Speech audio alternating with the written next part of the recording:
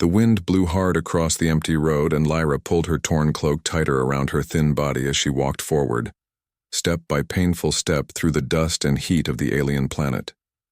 Her silver hair was matted with dirt, and her pointed ears drooped with exhaustion as she had been walking for days without proper food or water. On her shoulder sat Ember, and the small dragon was no bigger than a cat with dull red scales that had lost their shine from hunger and fear. The little creature made soft whimpering sounds and pressed his warm body against her neck, trying to comfort her even though he was suffering too. Lyra remembered the day her world burned, and how the sky had turned orange with fire as the Dominion ships rained death upon her forest home of Sylvantis. She had grabbed Ember from the sanctuary where she worked and ran to the evacuation pods as explosions shook the ground beneath her feet. Their escape pod had crashed on this remote human colony world, and since then they had been alone and afraid. The humans here were not cruel, but they were overwhelmed with refugees from many worlds, and Lyra had learned to stay hidden and keep moving. She did not want to end up in one of the detention camps, where refugees were locked away behind fences and forgotten. Her stomach cramped with hunger and she felt dizzy under the hot sun, but she forced herself to keep walking because stopping meant giving up. Ember chirped weakly, and she felt his small body go limp against her shoulder, which made panic shoot through her chest. The dragon needed food soon or he would not survive another day, and that thought terrified her more than her own hunger. In the distance she saw something on the road, and as she got closer, she realized it was a vehicle stopped with its hood open and steam rising from the engine. A human man stood beside it, wiping his hands on a rag and muttering to himself as he examined the broken machine Lyra wanted to hide and slip past without being seen. But her legs were shaking and Ember was so weak, she took a deep breath and stepped forward into view. The man looked up, and his weathered face showed surprise, then concern as he took in her appearance. He was older, with gray in his brown hair and kind eyes that reminded her of her father before the war took him. The man spoke gently, asking if she was okay, and his voice held no fear or anger. Lyra tried to answer, but her throat was too dry, and no words came out. The man saw Ember draped limply across her shoulders, and his expression changed to alarm as he asked when they had last eaten.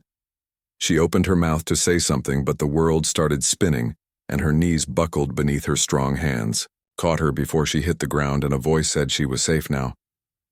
The last thing she remembered was the feeling of being lifted carefully and the warmth of human kindness after so many cold, lonely days.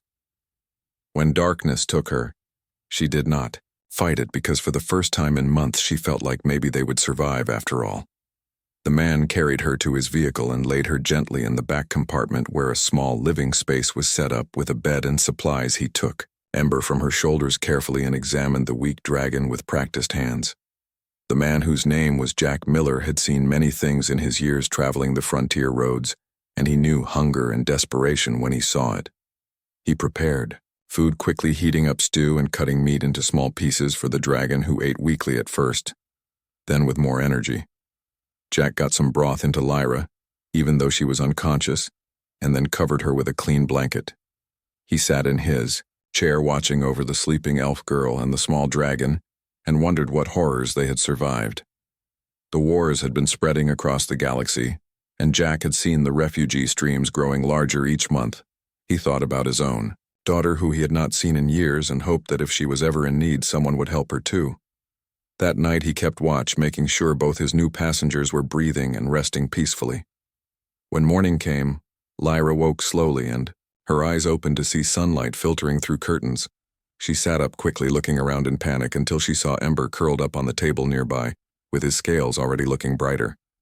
Jack appeared in the doorway holding a bowl of hot food, and he smiled at her gently. He introduced himself and explained that he had fed them both while she slept. Lyra could not understand why this stranger would help her, and she asked him what he wanted in return. Jack shook his head and said he helped because someone needed help, and it was as simple as that. He handed her the bowl of stew and told her to eat first and talk later. The food was the best thing she had tasted in months, and she ate slowly, savoring every bite. Ember woke up and chirped happily when he saw her, and Jack tossed him pieces of meat which the dragon caught eagerly. After they ate, Jack showed Lyra his map and explained he was heading to a settlement called New Haven, where refugees were welcome. He offered to take them there and said the journey would take 3 days. Lyra felt tears in her eyes because this kindness from a stranger felt like a miracle. After everything she had been through, Jack told her about his daughter and how he hoped someone would help her if she ever needed it. That simple statement broke through the walls Lyra had built around her heart. She accepted his offer knowing that this was the first step toward something new. That night, as they prepared to leave in the morning, Lyra looked at the stars through the window. Ember slept peacefully beside her, and for the first time since her world fell, she felt a small spark of hope. Jack had given them more than food and shelter. He had given them a chance to believe that not all humans had forgotten what it meant to care for those in need. The road ahead was still dangerous and uncertain, but they would face it together.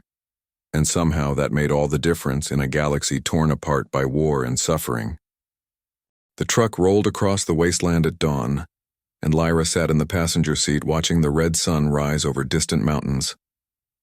Jack drove with one hand on the wheel, telling stories about his years on the frontier roads. He talked about broken engines and strange weather and the people he had met along the way.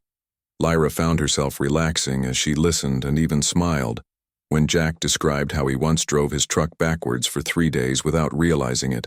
Ember perched on the dashboard, exploring the controls with his nose and making happy chirping sounds. The little dragon looked so much better with food in his belly, and his scales were starting to shine again with their natural ruby color. Jack asked about Ember, and Lyra explained that she had worked at a dragon sanctuary on her homeworld. She told him how Ember was just a baby when the invasion came, and how the adult dragons had flown away to lead the enemy ships from the city. Her voice got quiet when she described grabbing Ember and running for the evacuation pods as her world burned behind her. Jack listened without interrupting, and his face showed understanding and sympathy. He said Ember was lucky to have her, and that they had saved each other. They drove through rocky canyons and across flat plains where nothing grew except tough scrub grass. Around midday, Jack pulled over near a small pool of water fed by an underground spring. He said they needed to stretch their legs and that Ember might want to practice flying. The dragon needed no encouragement and launched himself into the air the moment the door opened.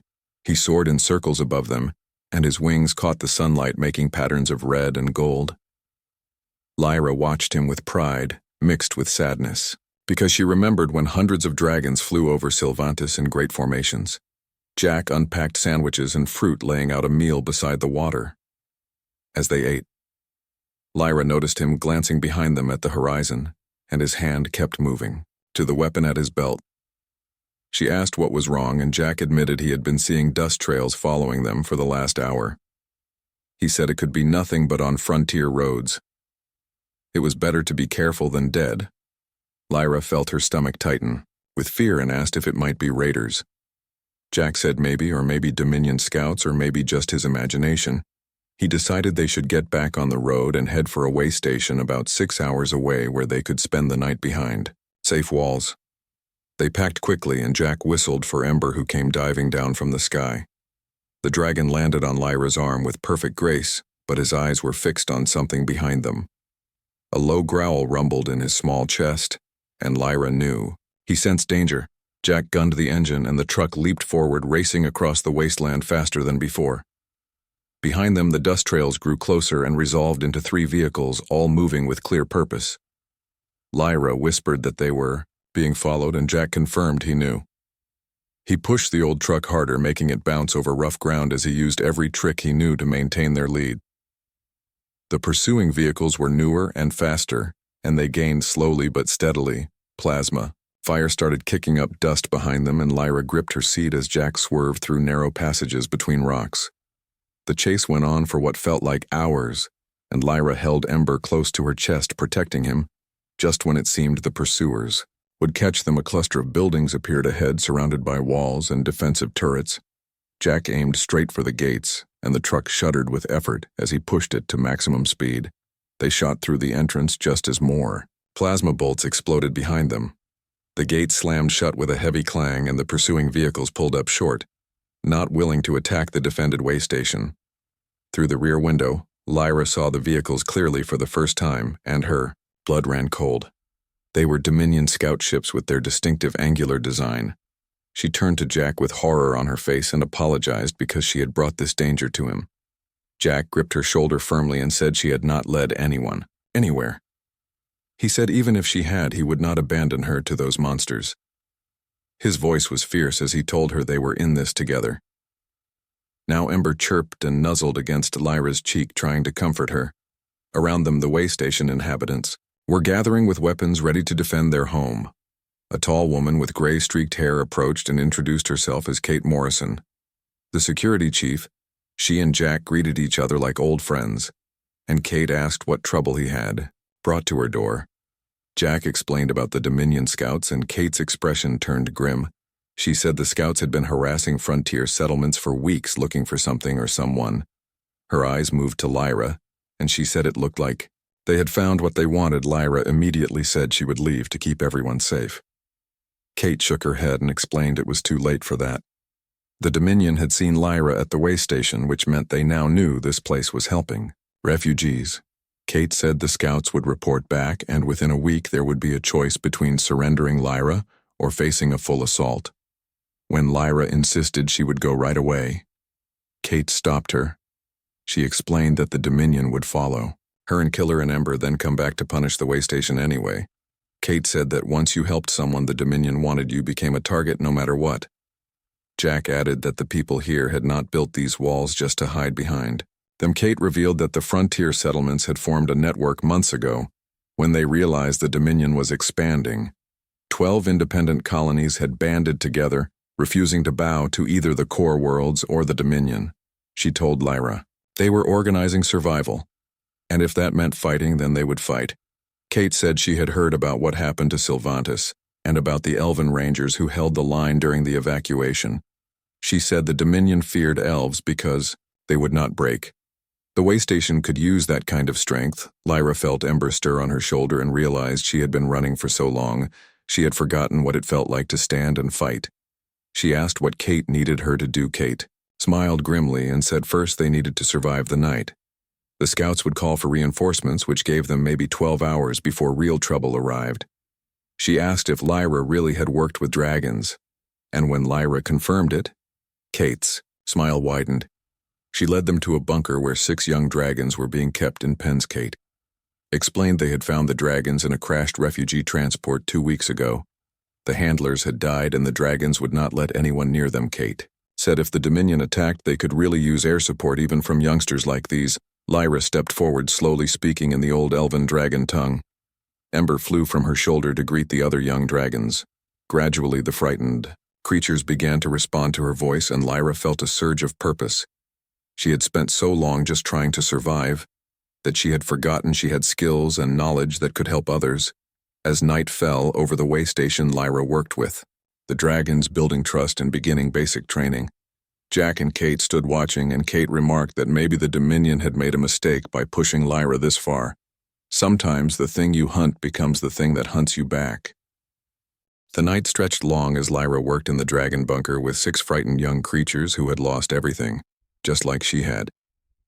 Each dragon was different in color and size, but they all shared the same haunted look in their eyes. There was a sapphire blue female Lyra named Sky, who was the largest and most cautious of the group. A golden male she called Blaze, who was quick and energetic, despite his ordeal. Twin green dragons she named Forest and River, who never left each other's side. A midnight black dragon called Shadow, who preferred to watch from the corners. And finally a copper-colored female named Dawn, who was the gentlest of them all. Ember took to them immediately, showing them he was safe and that Lyra could be trusted. Small Red Dragon demonstrated flying patterns and responded to Lyra's commands with enthusiasm. Slowly, the other young dragons began to relax and accept her presence. Jack brought food and water throughout the night, and Kate checked in periodically, with updates on the defensive preparations. The way station had put out calls to the other settlements in the network, and help was coming, but it would take time. Kate was honest about their situation and said they had maybe 20 people who could really fight, plus whatever defense the dragons could provide. The Dominion would come with at least 3 dropships full of soldiers and heavy weapons. Those were not good odds, but they were the only odds they had. Lyra asked if they should evacuate the civilians, and Kate shook her head. She explained that the frontier had nowhere left to run, and every time they gave ground the Dominion took more. This way station called Iron Ridge had become a symbol of resistance. If it fell without a fight, the network would crumble and the Dominion would sweep through the frontier unopposed. So they would make their stand here and show the enemy that free people did not surrender easily. Jack sat down beside Lyra as she worked with the dragons and asked if she was scared. Lyra admitted she was terrified but also angry. She had run for so long and lost so much. The thought of running again made her sick, while the thought of fighting back gave her a strange sense of peace. Jack nodded and said he understood, told her about his daughter who had been a pilot in the colony defense forces. She had died 5 years ago, protecting a refugee convoy from raiders. Jack had been running from that pain ever since hauling cargo alone on empty roads, but meeting Lyra and Ember had reminded him why his daughter had fought. Some things were worth the risk and some people were worth protecting. By dawn, Lyra had established basic bonds with all 6 dragons and begun teaching them simple combat maneuvers. It was not much, but it was something. The young dragons could fly in formation and respond to her commands. They could breathe fire on target and execute basic attack and evasion patterns. Ember remained the smallest, but he was also the smartest. And the other dragons looked to him for guidance. As the sun rose over Iron Ridge, the Dominion arrived right on schedule.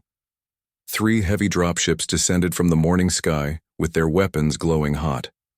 A mechanical voice boomed from speakers demanding that the way station surrender all fugitives immediately. Kate stood on the main wall with her voice amplified by the settlement's communication system. She declared that Iron Ridge was an independent settlement under frontier accords and the Dominion had no authority there.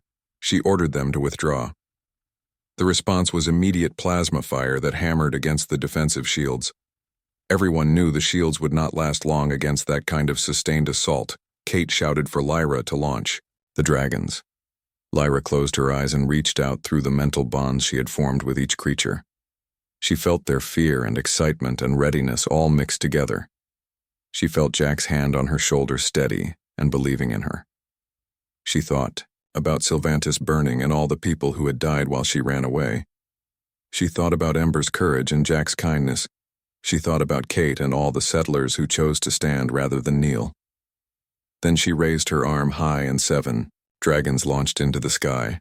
They rose together in a tight formation with Ember at the point and the morning sun glinting off their scales. The Dominion soldiers on the ground looked up in surprise because they had not expected aerial resistance. Lyra kept her eyes closed, maintaining the mental link as she directed the dragons like extensions of her own will. She sent Sky and 2 others to harass the eastern dropship, diving and weaving to avoid the automated defenses. The dragons were too small and fast for the big guns to track effectively. They raked claws across sensor arrays and breathed fire across viewports, blinding the pilots. Jack rallied a ground team to the eastern perimeter, ready to repel any landing attempt. The center dropship was the command vessel, larger and more dangerous. It began deploying small attack drones that swarmed toward the dragons like angry insects. Kate's hidden railgun batteries revealed themselves, and opened fire. Magnetic slugs tore through the drone, swarm destroying half of them in seconds. Lyra seized the moment and commanded all 7 dragons to converge on the command ship. She told them to target the main thruster assembly. The dragons dove in perfect synchronization with Ember leading the charge. They hit the engines with concentrated fire and claws tearing through the housing. The massive ship lurched and began to list as alarms blared inside. But instead of retreating, the Dominion commander made a desperate choice. The ship's main plasma cannon began charging, aimed directly at the shield generator. If that shot landed, the settlement would be defenseless. Lyra saw it through Ember's eyes and knew they could not stop it in time. The weapon would fire in seconds. Without thinking, she commanded Ember to dive straight into the cannon housing. Through their bond, she felt his understanding and acceptance. The little dragon tucked his wings tight and plummeted toward the charging weapon, building speed. Jack screamed her name from below, realizing what she was ordering Ember to do. Lyra felt tears on her face but did not stop. She whispered an apology to her brave companion. Ember's emotions flooded through their link, and there was no fear, only love and fierce joy at protecting his family. Dragon struck the plasma cannon just as it fired. The resulting explosion was massive as the weapon's energy met dragon fire at the moment of discharge. The feedback tore through the dropship systems, and the entire vessel erupted in flames pieces. Spun away across the sky, trailing smoke, Lyra felt the bond snap and screamed as Ember's presence vanished from her mind. The remaining Dominion forces saw their command ship fall and began retreating in disorder. The battle was over, and Iron Ridge had survived. But all Lyra could think about was the empty space in her mind where Ember had been. Jack was beside her, holding her as she sobbed. Then impossibly, she felt something. A faint flicker like a candle flame in the darkness. Ember was alive somewhere, in the wreckage, barely clinging to life. Jack organized rescue teams immediately, and they searched through the smoking debris for over an hour. When they finally found him, Lyra could not stop crying. The little dragon was unconscious with burned wings and cracked scales, but he was breathing. Kate's medical team worked quickly, treating both human and dragon wounded. The settlement had taken damage, but the shields had held. No one had died, though many had come close as evening fell. Lyra sat beside Ember in the medical shelter, holding his small claw. Jack settled into the chair beside her. Exhausted but smiling, he told her that the other settlements had heard about the battle supplies and volunteers were coming. The network was growing stronger. Word was spreading that the frontier had fought back, and Lyra could not find words, so she just nodded. She thought about the dusty road where Jack had found them. She thought about his simple act of sharing food with a stranger. That kindness had led them here to this moment, to a battle won and a resistance born. Ember stirred and his eyes opened slowly. When he saw Lyra, he chirped weakly, and she felt their bond re-established, stronger than ever. She whispered, "Welcome back to her brave dragon." And for the first time since her world fell, Lyra felt like she had found something worth more than survival. She had found a home worth fighting for. 3 weeks passed after the battle, and Iron Ridge transformed from a simple way station into the heart of something much larger. News of the victory spread across the frontier colonies like wildfire. A single settlement with barely 20 fighters, and 7 young dragons had defeated a Dominion assault force. People who had been hiding in fear suddenly found courage. Settlements that had been isolated started reaching out to join the network. Refugees who had been running found a place to make their stand. Lyra watched it all happen with wonder and sometimes with fear, because she knew the Dominion would not forget this defeat. Ember recovered slowly but surely, and his burned wings healed stronger than before. The other 6 dragons bonded with human handlers that Kate carefully selected from among the settlers. Sky went to a former pilot named Lisa Grant, who had lost her ship, but not her nerve. Blaze bonded with a young man called Tom Hayes, who had fled his world when the Dominion came. The twins, Forrest and River, chose a brother and sister team named Alex and Maya. Stone Shadow picked a quiet engineer named Ben Cross, who understood the dragon's need for patience. Dawn connected with an older woman called Grace Palmer, who had the gentlest touch. Together with Lyra and Ember, they formed the first dragon flight the frontier had ever seen. Jack continued his hauling work, but now he ran supplies between settlements, helping to build the network into something real. He brought weapons from sympathetic colonies and food from those with surplus. He carried messages and news, keeping the scattered settlements connected. Wherever he went, he told the story of how a broken-down truck on a dusty road had led to a battle that changed everything. Kate worked with military advisors who came from other settlements to fortify Iron Ridge properly. Walls were reinforced and new weapon batteries installed. A proper airfield was built for the dragons with training facilities and living quarters. Underground bunkers were dug to protect civilians during attacks. The way station that had housed 40 people now sheltered nearly 200. But the Dominion did not sit idle while the resistance grew. Their patrols increased across the frontier, and they began targeting settlements that openly supported the network. Small colonies were raided and burned. As examples, refugee convoys were ambushed and destroyed. The message was clear and brutal: submit or be destroyed. The frontier network held emergency councils to decide their response. Some argued for caution, saying they should hide their strength and avoid provoking larger attacks. Others pushed for aggressive action, saying they should strike back before the Dominion grew stronger. And Lyra represented Iron Ridge at these councils, and they listened to all sides. Lyra understood both positions because she had spent months running and hiding. But she also knew that running had not saved her world. The Dominion respected only strength and feared only resistance. She spoke at the councils with a quiet intensity that made people listen. She described what happened to Sylvantis when her people tried to negotiate. She explained how the Dominion saw mercy as weakness and compromise as invitation. She reminded them that every day they waited, the enemy grew stronger while the refugees grew more desperate. Jack backed her up with practical arguments about supply lines and defensive positions. Together they convinced the network to adopt a strategy of active defense. They would fortify key settlements and establish supply routes between them. They would train fighters and organize patrols. They would strike at Dominion outposts when opportunities arose but avoid major confrontations until they were ready. Most importantly, they would welcome refugees and give them purpose.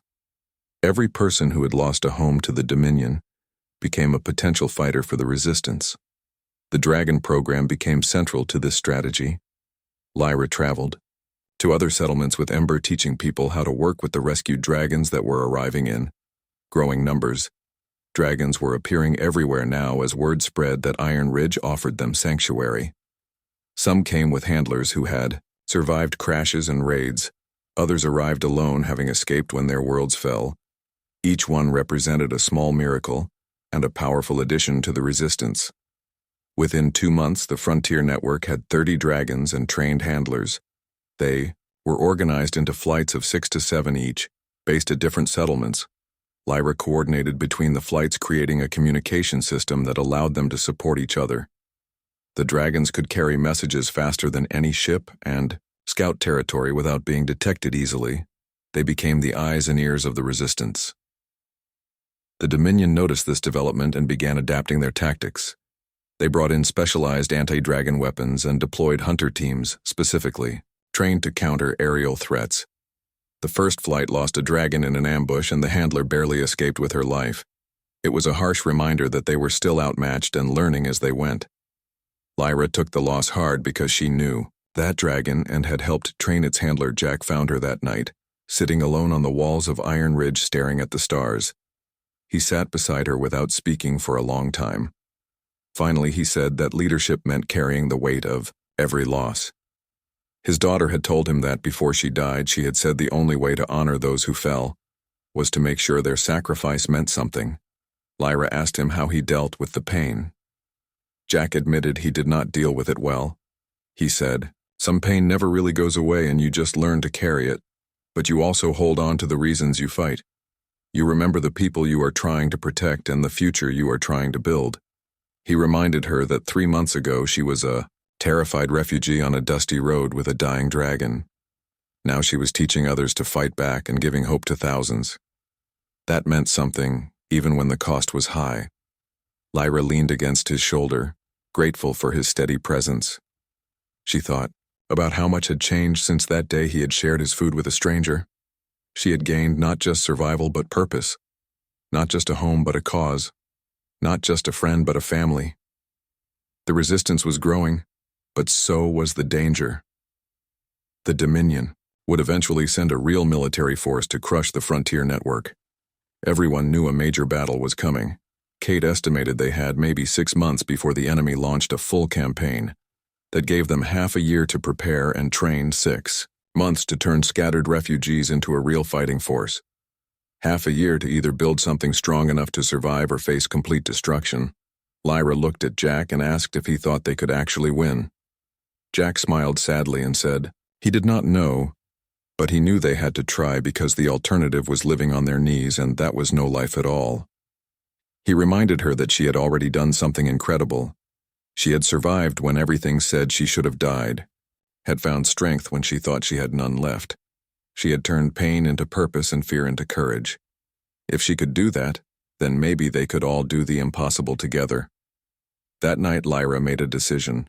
She would not just train dragon handlers. She would build an aerial combat force that could challenge the Dominion in the skies. She would gather every tactical manual and combat report she could find. She would drill the flights until they moved as one. She would turn refugees into warriors and dragons into weapons. Not because she wanted war, but because war had found them, and this time they would not just survive. They would fight back with everything they had. The resistance was no longer just about hiding or running. It was about standing together and showing the galaxy that freedom was worth defending, even against impossible odds, even when the cost was high, even when victory seemed far away, because some things mattered more than survival. And sometimes the smallest act of kindness, like sharing food on a dusty road, could grow into a fire that would burn across the stars. 6 months after the Battle of Iron Ridge, the Frontier Network had grown beyond anyone's expectations. What started as 12 independent settlements had expanded to 37. The Dragon Corps now numbered 80 trained pairs of riders, and their companions' defensive positions ringed the frontier, creating a line the Dominion could not easily cross. Supply routes connected the settlements, allowing them to share resources and support each other. Most importantly, the refugees had stopped running. They had found something worth defending and people to defend it with. Lyra stood on the command tower at Iron Ridge watching the morning training exercises. 4 dragon flights wheeled through the sky, practicing formation, flying, and combat. Maneuvers. Ember perched on her shoulder, fully grown now and nearly the size of a large dog. His scales gleamed like polished rubies, and his wings were powerful enough to carry both of them for hours. Below in the courtyard, new recruits drilled, with weapons while veterans taught them tactics. Engineers worked on defensive systems and mechanics, maintained the fleet of vehicles that kept the network mobile. Children played in designated safe zones, watched over by older refugees who had found purpose in protecting the next generation. It looked like hope, and Lyra sometimes had to remind herself this was real. Jack arrived with his truck loaded with supplies from 3 different settlements. He had become the unofficial ambassador of the network, traveling constantly to maintain connections and resolve disputes. His weathered face showed new lines of exhaustion, but also satisfaction. He climbed up to the tower and stood beside Lyra, watching the activity below. She asked him how the outer settlements were holding up. Jack reported that morale was good and defenses were improving. 2 new settlements had joined the network in the past week, bringing their total strength to nearly 10,000 people. But he also brought troubling news. Dominion forces were massing at the edge of frontier space. Scout reports indicated at least 20 warships gathering for what could only be a major offensive. The enemy had finally decided to crush the resistance with overwhelming force. Kate joined them on the tower and laid out reconnaissance images on a portable display. She pointed to the Dominion fleet positions and estimated they would attack within 2 weeks. Their target would likely be Iron Ridge itself, because destroying the heart of the resistance would break the network. Kate had called for a full council meeting to coordinate. The defense representatives from every settlement would arrive over the next few days to plan their response. Lyra studied the images and felt old fears rising. 20 warships against their scattered forces, it seemed impossible. But then she thought about the dusty road where this all began. She thought about Jack's kindness to a stranger. She thought about the refugees who had found courage. She thought about Ember's sacrifice that had saved them all, and she realized something important. They did not need to defeat the entire Dominion fleet. They just needed to make the cost of victory too high. They needed to show the galaxy that crushing the frontier resistance would require resources the Dominion could not spare. If they could hold long enough and hurt the enemy badly enough, then other systems might find their courage too. The resistance could spread beyond the frontier to the core worlds that had stayed neutral. That was the real battle, not just surviving but inspiring others to stand up. She shared this thought with Jack and Kate. Kate smiled grimly and said that was exactly the kind of thinking they needed. Jack added that word of the frontier resistance was already spreading. Some core worlds were quietly sending supplies. A few had even sent volunteer fighters. The Dominion's brutality was turning neutral systems into potential allies, but first they had to survive the coming assault. Over the next week, the Frontier Network prepared for the largest battle they had ever faced. Every able fighter traveled to Iron Ridge or the surrounding defensive positions.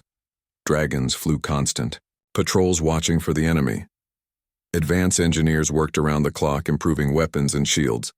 Medical facilities were set up to handle casualties. Children and non-combatants were evacuated to hidden shelters far from the front lines. Lyra organized the Dragon Corps into a coordinated strike force. She had learned much in 6 months, and the dragons had grown in strength and skill. They would be outnumbered in the air, but they had advantages, speed and maneuverability against the Dominion's heavy fighters, knowledge of the terrain and weather patterns, and most importantly, they were fighting for their homes while the enemy fought for conquest. That made all the difference. Jack spent his time making sure every settlement had communication equipment and evacuation plans. If Iron Ridge fell, the network needed to survive. The resistance could not depend on one location or one victory. It had to be bigger than any single battle. The night before the Dominion fleet arrived, Lyra walked through the settlement saying goodbye to people she had come to know, Lisa, Grant, and Sky, who had become one of the best flight leaders, Tom, Hayes, and Blaze, who brought energy and enthusiasm to every mission. The Stone siblings with Forrest and River, who moved in perfect synchronization. Ben Cross and Shadow, who preferred the night missions, Grace Palmer and Dawn, who provided medical evacuation from the air. Each pair represented a story of loss and survival, and hope each one had chosen. To stand when running would have been easier. Lyra found Jack sitting alone on the wall watching the stars. She sat beside him, and they shared a quiet moment. He asked if she was scared, and she admitted she was terrified, but she was also grateful. Grateful that he had stopped on that dusty road. Grateful that he had shared his food and his truck and his kindness. Grateful that she had found purpose again. Jack said he was grateful too. Meeting her and Ember had reminded him why life was worth living. It was about connection and kindness and standing up for what mattered. His daughter would have liked Lyra. She would have been proud of what they had built together. As dawn broke, the Dominion fleet arrived. 20 warships filled the sky, blotting out the sun. Their weapons glowed with deadly intent, and their speakers boomed demands for surrender. Kate stood on the main wall, and her voice carried across every speaker in the network. She said Iron Ridge would never surrender. She said the frontier had found its courage. She said today they would show the galaxy what free people could do when they stood together. Then she gave the order and the battle began. Plasma fire hammered the shields while railguns returned fire. Dragons launched into the sky in perfect formations. Ground forces manned their positions ready to repel landing parties. The fight lasted for 3 days of constant combat. The Dominion had overwhelming firepower, but the Resistance had determination. For every position they lost, they inflicted heavy casualties. For every ship they damaged, they rescued the wounded and regrouped. Lyra flew with Ember, leading the Dragon Corps through impossible odds. She felt every loss when a dragon or rider fell, but she also felt the growing strength of those who survived. They were learning and adapting with each engagement. On the 3rd day, something unexpected happened. Ships arrived from the core worlds. Not many, but enough to matter. Volunteers who had heard about the frontier resistance and chosen to help. The Dominion fleet had already taken heavy losses. Their commander had not expected such fierce resistance. When the reinforcements arrived, he made the calculation that victory would cost more than it was worth. The fleet withdrew to regroup. Iron Ridge had survived. The network had held, and the galaxy had seen that the Dominion could be challenged. In the weeks after the battle, Lyra watched the network transform again. More settlements joined, more volunteers arrived, more worlds found their courage. The resistance spread like fire across the stars. Jack continued his work connecting people and sharing stories. Kate fortified the defenses, knowing the Dominion would return. Lyra trained, new dragon handlers teaching them what she had learned. And Ember flew beside her, a constant reminder that hope could survive even the darkest times. One evening, Lyra stood on the rebuilt walls watching the sunset paint the sky. Jack joined her, as he often did. She told him that 6 months ago she had been a refugee with nothing but fear and hunger. Now she was leading a resistance that spanned multiple worlds, all because he had chosen to help a stranger on a dusty road. Jack smiled and said kindness was like that. One small act could change everything. One person sharing what they had could start a movement. One moment of compassion could light a fire that spread across the galaxy. Lyra thought about her lost world and the pain that would never fully heal. But she also thought about the new world they were building, a world where refugees became warriors, where the broken found strength, where kindness sparked revolution. The war was far from over. The Dominion would return, stronger. Many battles lay ahead. But the resistance had proven something crucial, that free people fighting for their homes could stand against tyranny, that hope was stronger than fear, that one small act of goodness could change the course of history, and it had all begun with a stranger sharing his food on a road that led not to nowhere, but to everything that mattered. Lyra looked at Jack and smiled. She looked at Ember perched proudly on the wall. She looked at the settlement below filled with life and purpose. And she knew that whatever came next, they would face it together because they had learned the most important lesson.